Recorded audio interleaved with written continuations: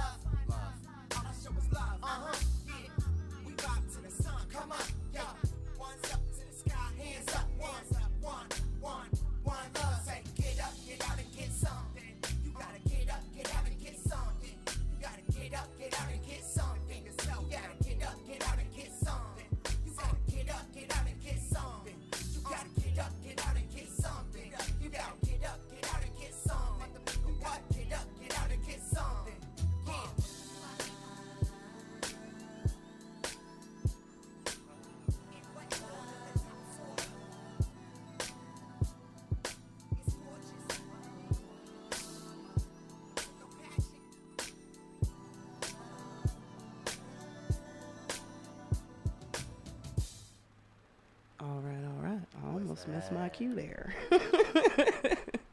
Caught it right on time. Good afternoon, Stockton, California. Shout out Paul Clark. I'm not going to try to say your Facebook last name. I just heard you say that the other day, too. But, yeah, thanks for tuning in with me today. I have in the studio Mr. Maurice Spiller. What's up? AKA Mr. Madspill. Artist of many media talents, musician, writer, painter, model. What don't you do? No. I don't strip.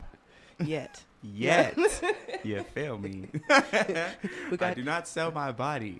We got an announcement coming up later. It might lead you to that. Maybe, times get rough, we'll see how bad the economics get. I might, have to venture off.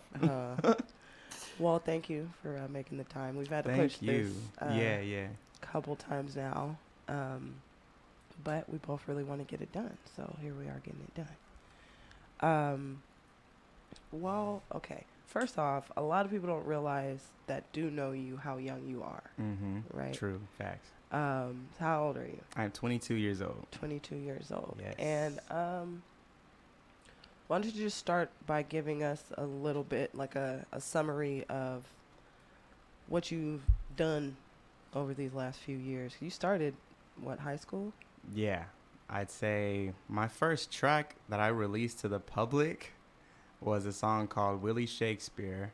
That was my freshman year of high school. Mm-hmm. The first time I ever recorded a song was 8th grade, so the year before that. So I was 14, Right on. 13 or 14 when I first got behind a mic Right. and tried to rap. Right. And I remember I was sick that day, and I was sniffling. It was horrible. Worst Yeah. song ever. Feels. Yeah, it was bad. But yeah, I've been writing since I was like 8, just doing poetry and little notebook rhymes, as MCs can relate. And that grew into a rhythm, and my mom pushed it, and next thing I knew, I was rapping. And I met some other local talent Mm-hmm. who introduced me to FL Studio, and that was the spark right there. I was like, whoa, this is a whole new world. Yeah. Back when SoundCloud was white and not orange, and Yeah. things were different then and easier. But yeah, I've been creating for a while. That's funny. It wasn't even FL Studio back then, I don't think. I think it was still Fruity Loops. Yeah, Still I Fruity used to Loops. mess with it, like Fruity Loops 1, 2, 3. Yeah, Like that was yeah. my stuff.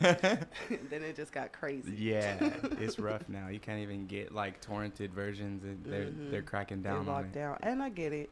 They got to make their money. Hmm But I respect it. I yeah, respect it. But it was easier Hmm back in the day. Yeah. But so FL Studios, that's what got you into it. Hmm And Yeah. then you also do poetry, right? I Oh, know you're yeah. tied into the. Yeah, I love poetry. Love poetry. Did you start with poetry or did you start with rapping? I definitely started with poetry. 4th grade, I'd say, was the first time I really wrote a poem in class, doing exercises with English, started there. And then I started doing it on my own time. I was like, this is kind of fun, Mm-hmm. writing poetry on my own. And by 8th grade, it had evolved so much. I was actually pretty cool. Mm-hmm. And those first few rhythmic poems turned into rhymes, and Gotcha. therefore it turned into raps. But poetry and rap for me have always been like two cousins of the same relationship. Like I'm in love with one in a certain way, and I'm in love with the other in a very special way Right, as well. I can never choose between the two, but yeah, poetry has got my heart for sure. I feel like I haven't seen you do much of it lately. No, I definitely haven't. I've been writing a lot though. I've got enough poetry for a Boy, chapbook you better if put I that wanted book, to. Like, you better put that book out.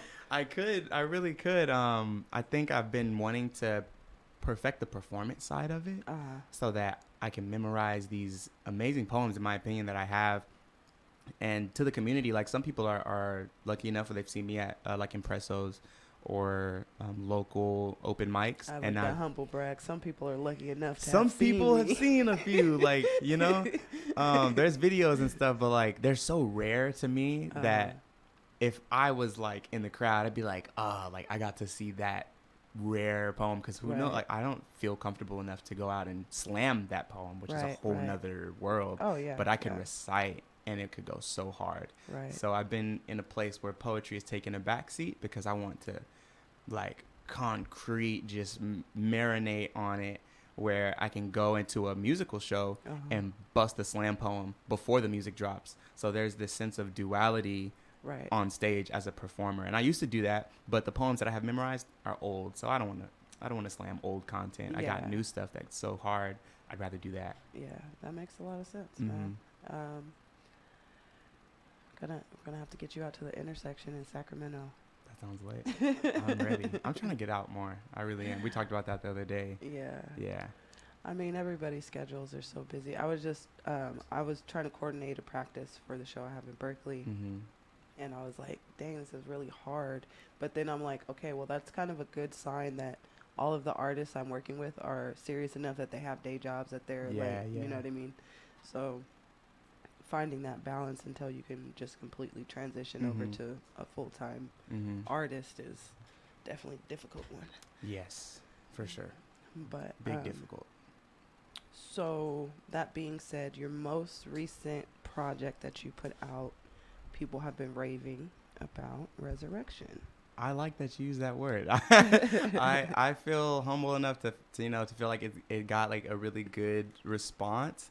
Raving is like, wow, like that's a major compliment. I mean, legitimately, people have been like, and even myself, like when I finally got to listen to it entirely, I was like, okay. Yeah, I appreciate it. Yeah, it came out almost exactly how I wanted it to. Like, it's like every, as an artist, you have a vision for a project when you start, and that can change to the span of when you start and say, okay, this is going to be the first track to the last track, and that theme and that vision for it can change towards the end. By the time it got out, I was very satisfied with not only the response that it got, but the whole sound as a whole. Like, I felt very proud of the project. Like, it really held its own. Right, which is important as an artist. Yeah. Now, you produced everything on there and wrote? I only produced one track on that project by choice, which is the first track by choice as well, which is Long Neck. That beat I made myself.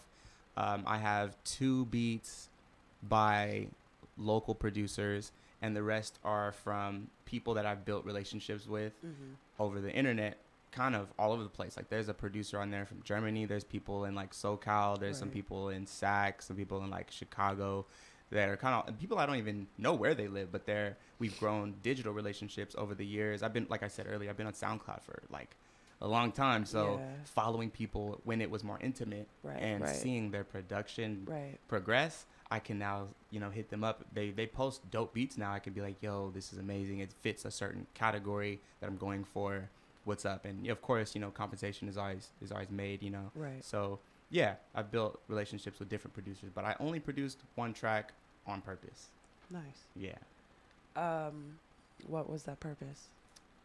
Because the overall message of that track is self-confidence and self-love, while the rest of the project's message is this is the result of self-love, or this is the journey of self-love. Like, a lot of people have this mantra, like, it's not the destination but the journey, right? Like, to get to the destination. And when you listen to the whole project, it restarts back to the first track. I felt like if this is the beat I made and I'm delivering on it, I know how to come on the beat. I would rather the other beats be made by other people to give the spotlight to the lyrics specifically, so that when people ask me, oh, which beats did you make, I can say just the first track, just the introduction of the rest of this message, just the opener. You open the door, this is me, the rest is the journey of me. Right on. Yeah. Now, how many tracks is there altogether? It's basically like a double. Yeah. So side A of Resurrection is 14 tracks, and side B, I want to say, is 15 or like another 14. The whole thing altogether is 26. So yeah. Simple math, but yeah, I'm like in another place right now. Two albums in one. Pretty much 2. Yeah, 2 whole projects with totally different vibes, all in one. Yeah, because one's more R&B and one's just a straight hip hop, right? Yeah, definitely.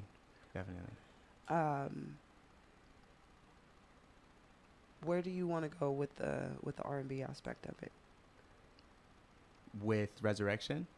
Not necessarily Resurrection, just like that in general. Because it wasn't this like, I don't know if like your first official time, but it seems like the most R&B you've put in at one time. Yeah, definitely. When it comes to R&B, like, I've always felt like love songs are their own language of music, like especially with kind of pop culture, not pop music, but popular music, popular culture, the main types of music that people like. Love songs are special in a way, like they relate to people in a special way. So I've never liked writing love songs and rhythm and blues music that is, I don't know how to, like, scripted or like cookie cutter music. Like, all those songs are literally about a scenario that I went through, like a real person, a real heartbreak, or a real connection, or a real situation. So I like writing R&B from personal experience, which makes it sometimes hard to perform and to release because there are real people in the world that may be affected by this art, that may not want this art released, or may really, really want this art released because they know it's a song about them. So, or even for yourself. I remember there was this performance Amy Winehouse did years ago in London, and before she sung Back to Black, she was already drunk on the stage, you know what I mean? And she was just like, you know, my bad guys, but I wrote these songs when I was in a really messed up place. And then so going back to that every night for a performance it's so hard. Yeah, it's so hard. It puts you in an emotional kind of tug of war. You're trying to stay in the present and perform these songs in the present for a new crowd every time. You have to put yourself in a very vulnerable place just to record this song. Writing it is one thing, and then recording it and then performing it over and over and over again. So I mean, you see track or side B, I don't think I've performed any of those songs, and there's a reason for that. They're just not to perform. They're listening songs. They're songs to feel. But overall, to answer your question, when it comes to R&B, I just want to be as real as possible. I've written pop songs and dance songs, and the lyrics just didn't feel like they were about anything. There are so many love songs on the radio, and they're just not about real situations. And you could feel the energy. They're just lyrics to a song. And it might be catchy, but that's not the kind of R&B I want to make. I want to write real stories. I feel that. Yeah. We're trying to keep from having a coughing attack. What's up, BC League, Andrew Defy. What's up? Bellatrix, Higher Vibrations. Are you familiar? Do Welcome. you know her yet? Higher Vibrations? Higher Vibrations 369. I don't think so, but the name is dope already. I resonate with it already. She worked with Catalyst. She works with Catalyst Realty, the ones that donated the. Oh yeah. Yeah, but she does readings and stuff. So you should follow her. Everybody, go follow Higher Vibrations. Yeah, go follow Higher Vibrations. And excuse my cold that I have right now. But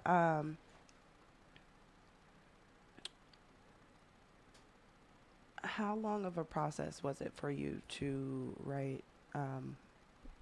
Not just write, but to come out with Resurrection?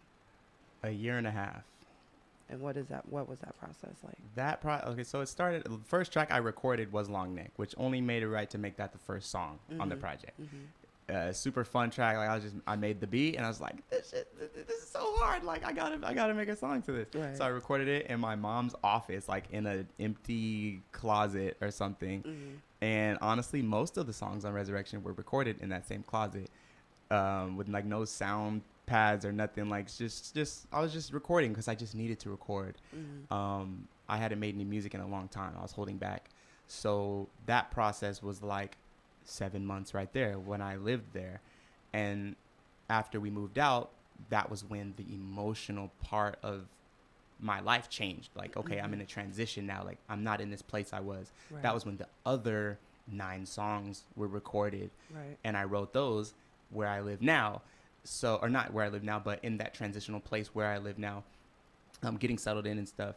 So some of those were recorded at the studio, and they were, mixed and mastered there. Most of them I mixed and mastered.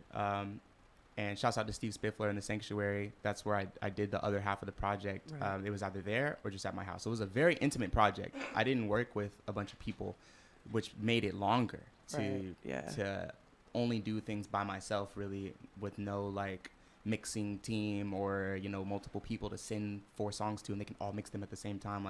I'm doing everything, or he's doing it, and he's got other clients too. So it took a long time, low-key.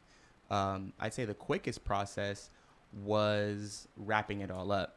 Once I had all the songs and the track listing, I was like, okay, now that we're done, that's when the momentum slows down, because your creative energy has now subsided. You don't have any more songs to record. There's nothing pulling you into the future oh, I'm excited, I got a song to record. Now all the songs are recorded. Now the track listing has to be made, and the album cover has to be made, and the CDs have to be purchased, and the promotion has to be posted every single day. And I make all my own cover art and all the digital stuff, so it's mentally exhausting. I got ideas for days, just going all night long. I got ideas and things I want to post and things I want to do, but I have to sleep, and I have a son, and I have a wife, and I have a job, and a family, so it's all those things also took time to attend to outside of the art. I'm the kind of workaholic where, like, if I'm goal oriented, that's the only thing I want to focus on. And sometimes it can be a flaw as an artist for me, putting all my energy into only my art and forgetting about the rest of the world. So that was the process for me. It was like moving 2 places over a year's span of like 7 months, and then the other, 5 months, and then the 5 to 6 months it took to wrap it all up and promote everything. So it was kind of Sorry, long. I'm like, I'm hearing something else in the headphones, and I'm like, where Oh, is that? my bad. I feel like that's my phone. Probably. Yeah. Hearing your voice talk I'm back like, to you, you're like, is whoa, it my people thoughts. outside? Like, no. Okay, Yeah. I'm sorry. I can commit full attention. No, you're good. That's my bad. But yeah, the process was long. It was long, which is why I like this project a lot, because it's a journey. Like we said, it's a big story. Like, there are songs that were written when I was in another place, and then there are songs written when I was at the end of that place. Right.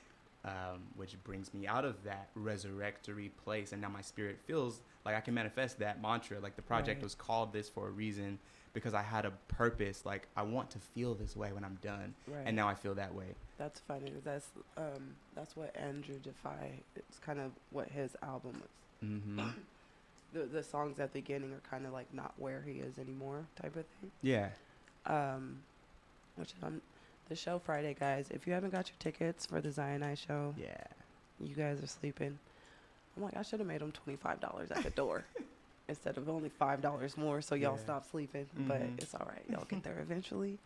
But all of your guys' energy and artistry is very dope, so I'm excited to see it come together. I'm very excited. It's excited for me to be on a lineup of people, well, not all people, but with a few names that I've never met before. Like, that's what makes me even more juice. Is like, there have been shows, where it's all locals, which doesn't make me any less excited. But when there's a show and there's maybe even just one name that, I haven't met this MC yet. I see a name that I don't know. And then you go look them up and you follow them on Instagram, and the energy's there already. You're like, okay, we're going to make a connection. We're going to network. And then you get to see them perform, and you get to support somebody new. That's a magnetic kind of energy, Yeah.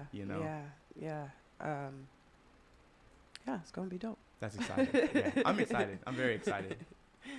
It's my little, because I've been working for the last couple of months of making this little alliance with Sacramento and Berkeley, or the Bay Area and Sacramento and us. And so it's like, okay, I got my Sacramento, I got my Bay Area, got the Stockton. It's coming. We're going to do this. It's coming. I like where you're going.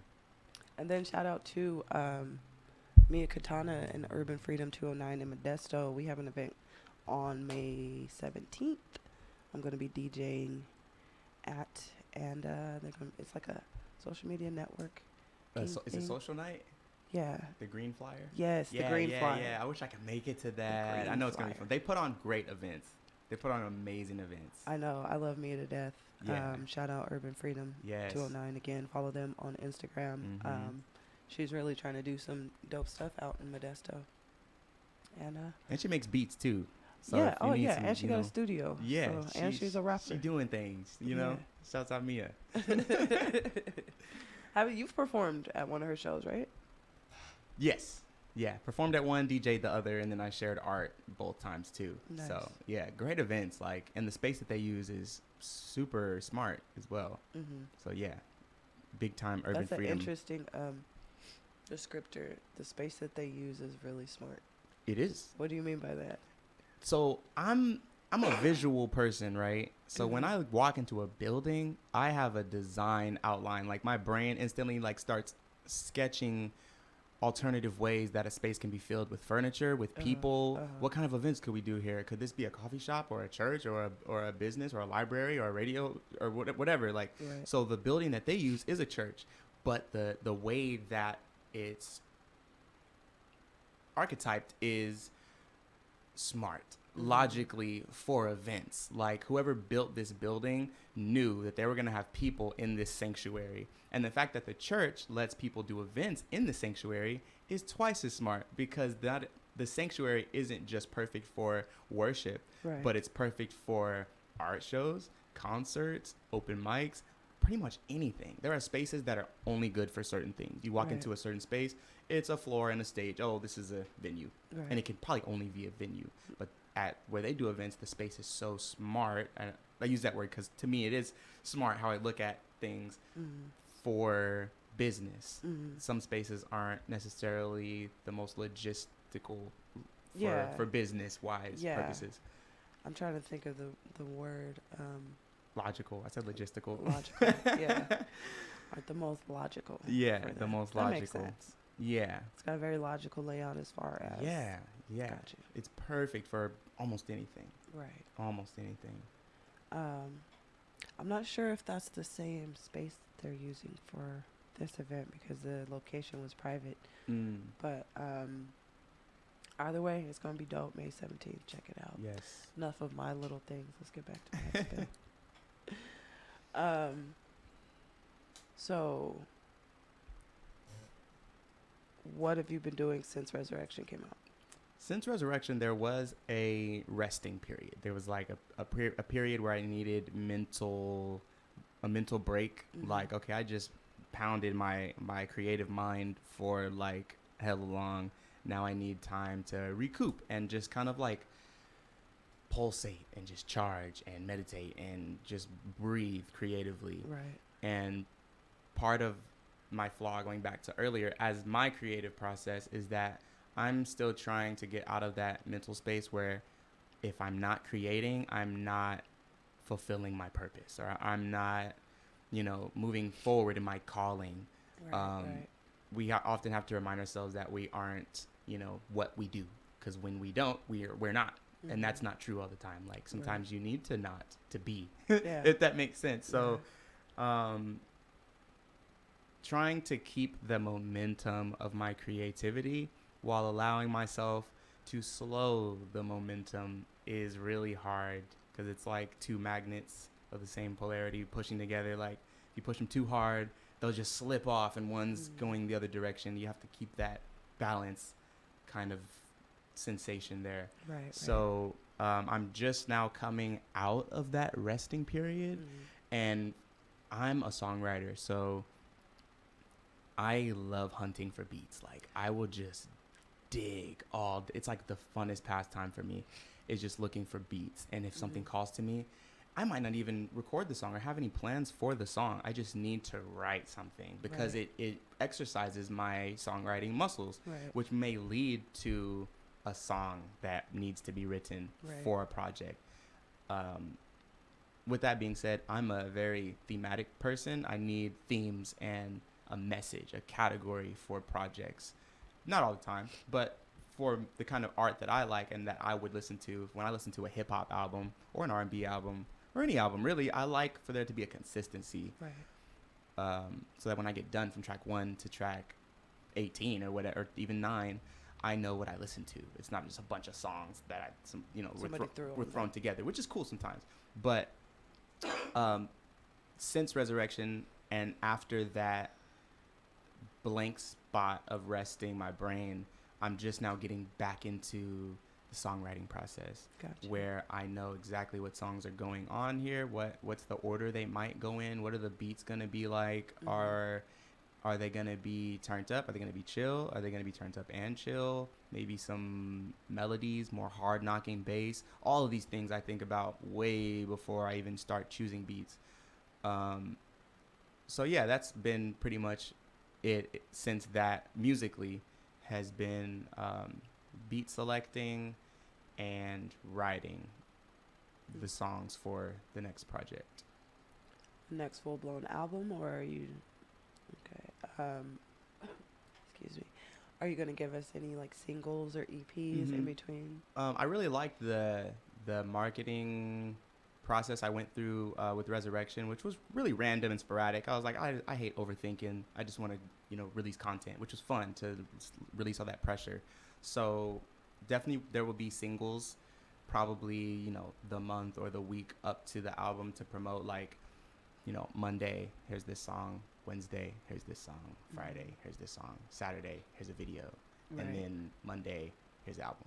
Or something like that, as far as previews goes. Sometimes I just like to drop songs like with no promo. Like, I know I'm not no like warning. Or yeah, like anything. no warning. Like here's a song. Like I record so much at home. It's like sometimes I just want to release something just Right. because, and that might, for the people that listen that consider themselves like my fans, that might hold them over. Like, oh, this song's tight. I'm gonna slap this for 3 weeks, Right. and then from there, that will hold them over until the next project. Pitter Santos says hi. What's up? What's up? Welcome. What I'm gonna do real quick, we're gonna take a break. I'm gonna throw. I know you feel like we play it too much, but we spoke about it so much, and it's one of my favorites. So I'm gonna put Long Neck on. Yeah, turn up. And go try to clear some of this out of my face real quick. Word. We'll be back in about 3 minutes, y'all. Enjoy it. Resurrection.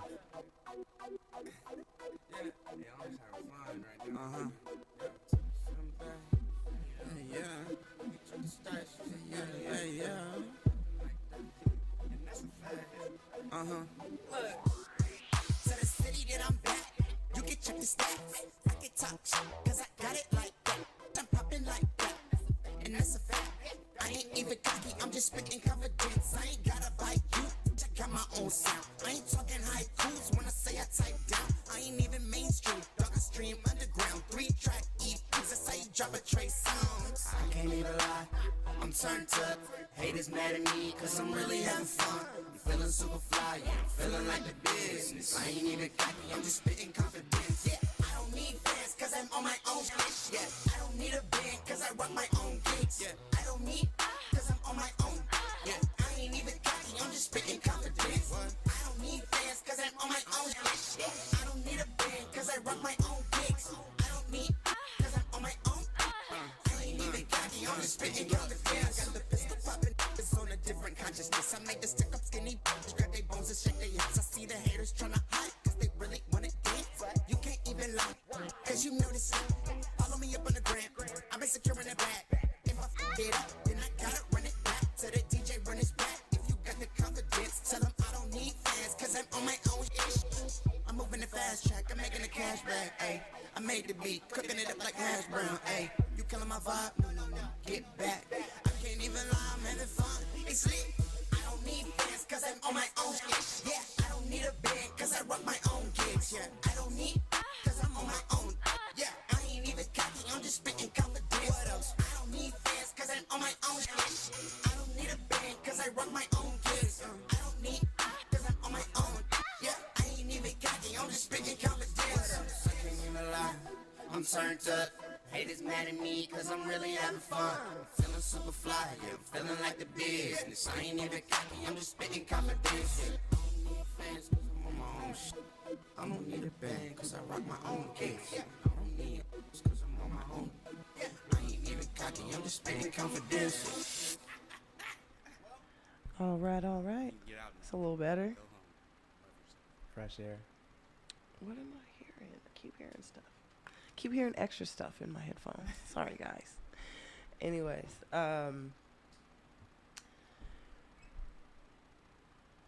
so you're gonna do a similar marketing approach with it. Do you have a title for this? Yeah. You said Freedom.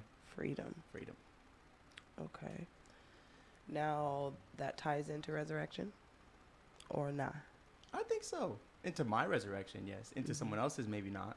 Well, yeah. I mean, But yeah, for your album, for wise, my like, personal journey, yes, right on.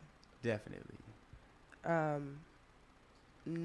I feel like not a lot of artists these days do that with their albums, or even within the album that the songs are actually connected. I don't think it's like a huge thing anymore. And then more so from album to album. I'm the type of person, I really love that stuff. Like Neil Gaiman and Stephen King are one of my favorite writers because everything connects everywhere, you know? So I really dig that. Thank you.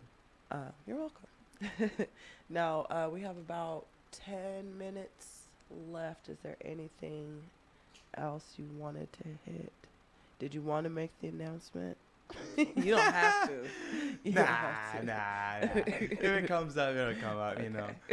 Maybe with like number 5 or something. Maybe something like that.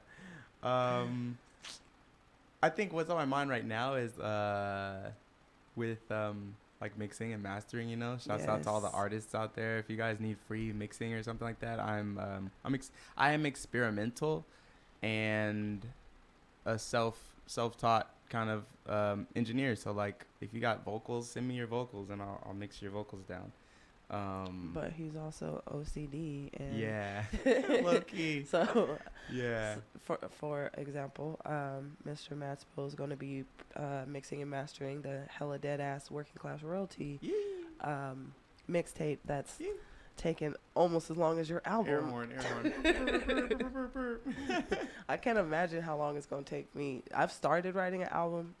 I'm like, I feel Nipsey like 6 years. Like maybe I can get it out in 6 years. Maybe No. like I think it's just crazy like seeing different artists process. Because when I was more of a consumer listening to rap music as a younger, me, people would be like, yeah, it took me 4 years to do this album. I'd be like, why? Why? I could never wrap my head around what could possibly take 4 years. Well, how?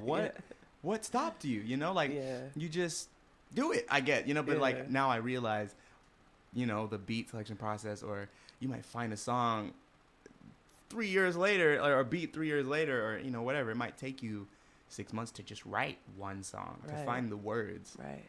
Well, and then particularly if you are trying to do something that has a theme to it, you know what I mean? Like, I'm the type of person, I believe the gift of gab is an actual gift. You know what I mean? Like, I think some people have it, some people don't. Yes, it can be learned. Yeah. But, like that connection that you have to make to freestyle. You know what I mean? Like, I think of writing like that. So Yeah. I think you can force stories out, you can force songs out, but then there's that, waiting for that actual inspiration. That's So- very true. That's a good point right there, for sure. Because you can't, like you said, you can't force that energy. Well, you can, You can. but that's like what you said earlier about the fake love songs. Yeah. You know what I mean? Like, you can hear it when somebody's like not genuine. I hate that. I can't stand it. I cannot stand it. I swear. Like, I don't know. I'm like you said. Like I'm low-key OCD. Like I'm a real critic when it comes to certain art forms. Like if something, I'm listening to everything when I hear a song. So I'm listening to like the cadence and the delivery, the enunciation in their voice, like how loud were they? What was their octave like? Right. Can I hear certain things like in the microphone? Like when certain songs you can hear like their feet like tapping on the floor. You can hear like, I don't know. I listen to that kind of stuff. Like certain people just can't hear. They don't have an ear for it, but I can hear like if you're breathing heavier, I know you're coming at the mic. Like you got passion when you rap that, or if you're just saying it and you're not even out of breath. Right. Like, little things like that I listen for. So I love, like, it might not be the hardest song, but if I can feel your authenticity and the energy behind it, I'm probably going to like it more than the dopest bars I've ever heard. Right. If they were low energy. Shout out again, Haiti, baby. right? Like, energy is everything. Energy is everything. Shout out Haiti, man. Rudy says, Spilly the Willy Weeble. Weeble. What's good? Good face. Shouts out Inborn Native. Yeah, shout out Devious and Rudy, Inborn Native. Yeah. Devious is on my mixtape. On your beat. He's on Freedom. Young Spill beat. Can't wait to hear this. Can't wait to hear this one. I haven't showed it to you. Oh, I sent it to you. I emailed it Yes, to you did. You did. What, the one with Abby? Yes. Yeah. That Pressure. wavy one. That wavy one. Yeah, so it was a dope beat. Yeah, Devious is on a Freedom track too. Dope. Not sure what the title of the song is gonna be, but How many tracks in are you on that? there's gonna be a few that are gonna get cut. With Resurrection, there wasn't that many cut songs. I mean, kind of. Nah. I'm being honest with myself. Resurrection was like very straightforward. Right. I knew what I was like. I knew what beats were going to be used. This one is like more broad because I have so much to say. So there's certain songs where like, is this that important? Is this that beat that needs to be on, on that? So to give you a rough estimate, tracks in Freedom right now, like that are for sure going to be on, I'm going to say 8. Oh, okay. That are for sure going on. I don't want to give you a crazy number like 30 and then, because that's just like ridiculous. But that's how many you've recorded for it so far? I haven't recorded any. I like to write everything first, Uh-huh. then record everything together. Then, well, the mixing is a little different, and then promote everything. Like, I hate when I got one song recorded and then I got the rest just waiting, because life can happen, and I like to like have it booked out. Like, okay, all my songs are done. So if I finish one song on Monday and I like how it's mixed, Tuesday we're doing the next song. And then if you got time on Thursday, let me get in like I'm trying to get in the studio so I can record back to back to back. I might do 3 songs in a day if I got that much time. Like, some songs take longer to record. I might bust a song out in 20 minutes if it's that kind of song. If I'm feeling it. So yeah, I gotta write everything first. So there are some songs I know are going on there, but I still won't record them until I've got the maybes written still. Gotcha. Because I'm like organized. Like, I gotta have it all visualized. OCD. I gotta have it visualized. Yeah, low-key OCD. And OCD for real. isn't even really the right term for it, but that's just what we as a society call it. Yeah. But that being said, aside from the mixing and mastering that you're doing, you are doing some like freelance writing. Yes. Too, right? Yeah. I have been doing content writing, which that's the technical term. But that inhibits pretty much anything from helping out with resumes to even doing essays to doing Instagram posts. Yes, even Instagram posts. If you need a social media marketer, freelance writing contains all that stuff. Writing anything, really. I could write letters or Instagram posts, stories, website content, websites, blogs, menus, flyers. Some of you guys need all that for him to write your Instagram post. Like even business proposals. If you need a grant, if you're trying to get a grant, the way you do grant writing too? The way you word things is so important. Oh yeah. Especially for officials. Like, they want to see certain words used indefinitely. If certain words are not used, you're not going to get the grant. Right. Straight up. Right. So yeah, like any kind of content. And I'm still getting better, but the only way to gain more experience is to keep doing it. So yeah, if you guys need some writing done. So your services are still affordable. Oh yeah. That's what you're saying. Yeah. I'm super humble with everything. Like, I'm not going to charge anybody any kind of crazy amount, because we're all struggling. Like, shouts out Lil B, everybody's struggling. But I mean, if you went to school for 10 years for something, then they might go up for sure. Definitely. I'll always consider myself a thrifty kind of guy. So. Right. Yeah. I know there's a lot of you guys out there that need these services. Like he said, they're reasonably priced. As artists, we have to be willing to invest in ourselves, or even as entrepreneurs.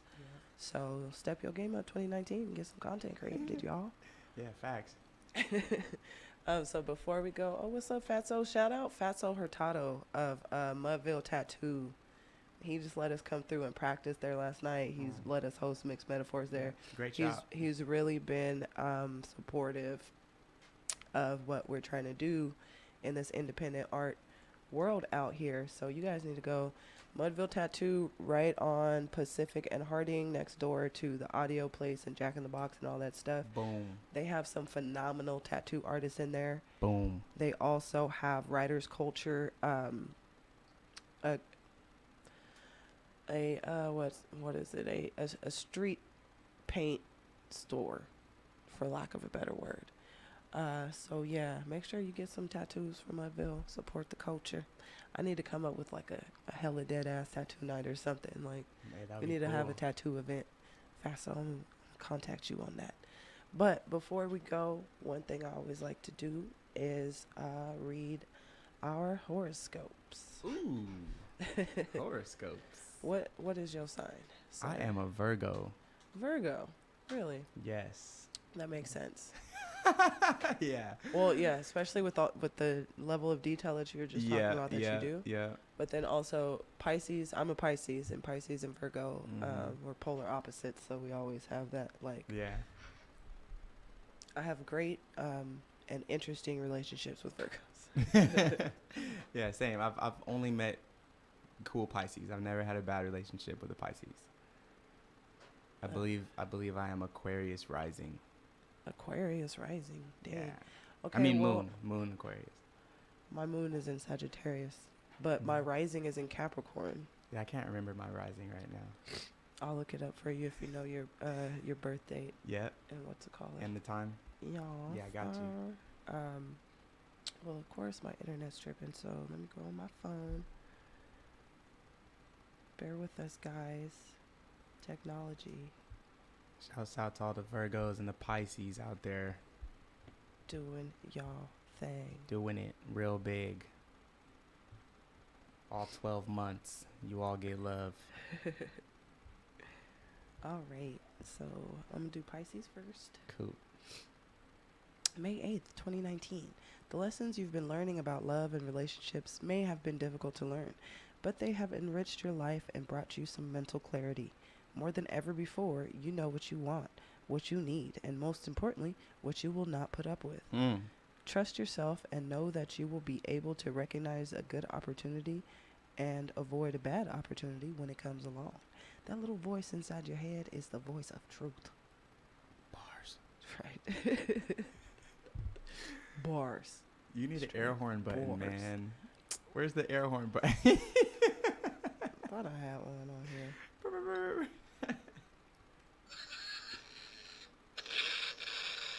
Got explosions. Oh, yep. Close enough. Yeah, I don't got the air horn.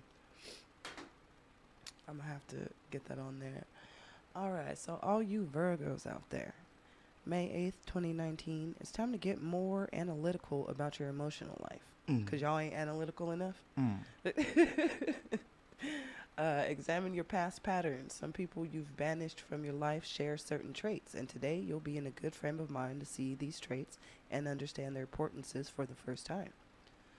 Your own life is worthy of study. Your habits, your likes and dislikes, your goals, all of these elements combine to create the person you are. Understanding them better will help you become the person you want to be. So accurate. Both of ours. I know.